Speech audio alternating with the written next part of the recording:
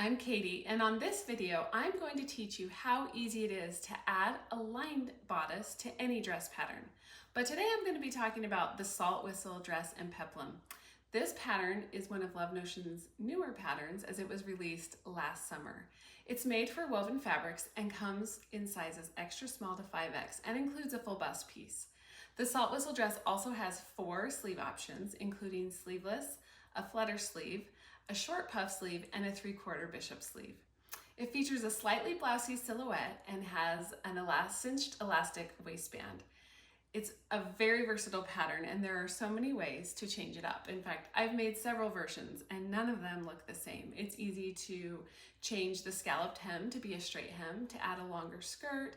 You can change the neckline. It's such a great base pattern.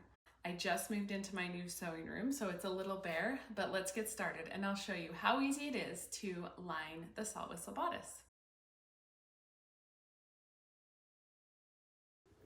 After making this Saltwhistle, I realized that the facing could be seen through the fabric, especially when I wore it.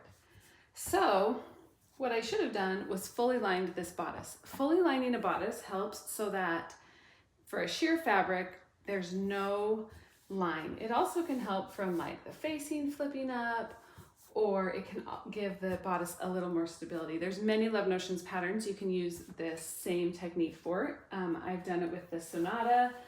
I've done it on the Tempo. Here is a fully lined, so this is the inside of this Tempo. And when you fully line the bodice, it gives it just a nice, clean look. There's no facing, but everything is just finished off really nicely inside. And then you can attach it to your skirt. I will note if your pattern has darts, you will still sew the darts as instructed in the pattern, and you'll just do it to the lining and the bodice. Take your front bodice and back bodice, and you're going to cut 2 sets, one out of your main fabric and one out of your lining. Now, when talking about lining, you want to choose something that is the same or lighter weight than your regular fabric. You can get like a polyester really light lining or a Bemberg lining. That works really well. You can also use something like a rayon challis. This is a rayon challis, and this is what I'll be using to line my Saltwhistle today.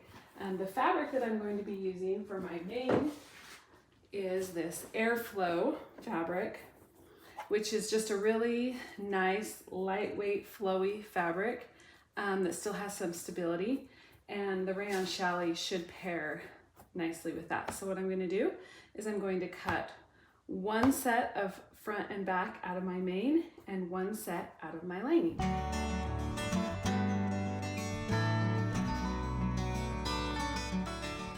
First thing we're gonna do is add stay stitching to the neckline. We're gonna stitch this corner, especially pivoting right at the corner with about just a scant 3/8 inch seam allowance. This keeps it from stretching out.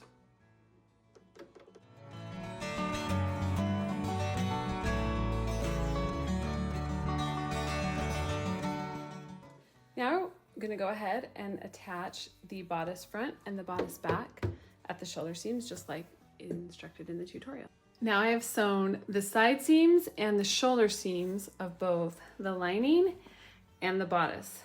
What I'm going to do is I'm going to turn the lining right side out and the bodice inside out and place the lining inside of the bodice like this. Then I'm going to match up my shoulder seams and pin or clip all the way around. Now, one advantage of lining is that I don't have to finish my seams because they will all be enclosed so that there won't be any unraveling to see. You can still do it, but it does reduce bulk, especially on a lighter weight fabric, to not have that extra serging if that's how you finish your seams. you can leave it. Another thing is the pattern calls for interfacing on the facing pieces. You can still cut those out and interface the lining if you want a little more stability. I'm choosing not to do it this time, but I also have done it before. It just kind of depends on your preferences. But for this pattern, I'm going to be okay not adding that interfacing on the lining. Okay, so once I have this all clipped together and lined up, I'm going to stitch all the way around the neckline with a 3/8 inch seam allowance. One thing I like to do is mark my pivot point so that I can make sure my corner of my square neck is nice and square. And I do this even when I'm just doing the regular facing. So what I'm gonna do is mark 3/8 of an inch.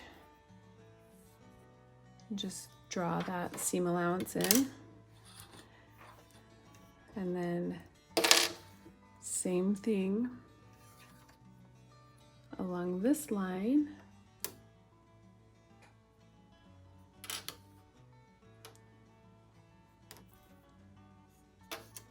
And that way I know I need to pivot right there.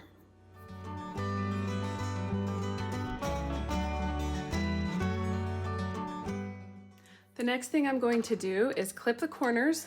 To do that, I want to go to my corner and clip to, but not through, that pivot I made on both sides. Then I'm going to grade the seam. To grade the seam, I want one of them longer than the other. I always want the one that's going to be facing to be longer. So my main fabric is going to be longer and my lining fabric is going to be shorter. So what I'm going to do is I'm just going to trim down the lining seam to about just over 1/8 of an inch. I'm going to trim that seam, and then my longer seam I'm going to just trim a little bit off so that then I have two seams that are both trimmed and one is longer than the other. Once I've graded all the seams, I'm going to turn it right side out and I'm going to press this seam towards the lining, like so. That's why I want my longer one there, so it covers that shorter seam. I'm going to press that to get ready to understitch it. Now I'm going to understitch this seam with both seam allowances going towards the lining. I'm going to stitch with 1/8 of an inch seam just right along here.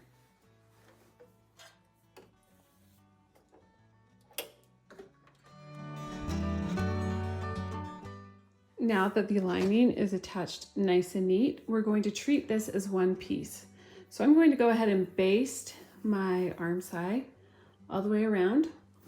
And then you can also, if you'd like, baste the bottom, just so it's easier to keep as one piece.